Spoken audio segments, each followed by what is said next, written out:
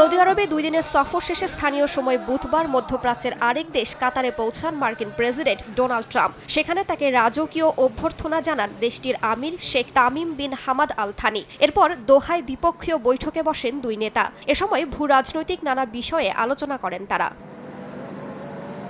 এদিন $1,20,000 কোটি চুক্তি করেন মার্কিন প্রেসিডেন্ট ও কাতারের আমির। এর আওতায় রয়েছে বিভিন্ন প্রতিরক্ষা চুক্তি। কাতার এয়ারওয়েজ শতাধিক বোয়িং বিমান কেনার একটি চুক্তিও করে। $9,600 কোটি এই চুক্তির আওতায় Qatar Airways Boeing 787 dream liner ও 777X সিরিজের মোট 210টি উড়োজাহাজ কেনার পরিকল্পনা করেছে।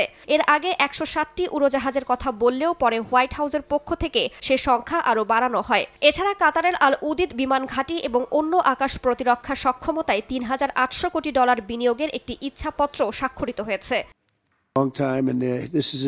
চমৎকার কিছু সময় কাটিয়েছি। আমরা বিশ্ব পরিস্থিতি নিয়ে আলোচনা করেছি, আর রাশিয়া ও ইউক্রেন নিয়েও কথা হয়েছে, যেখানে কাতার অসাধারণ ভূমিকা রেখেছে। আমরা ইরান নিয়েও আলোচনা করছি। আমার মনে হচ্ছে কোনো না কোনো ভাবে এটা সমাধান হবেই।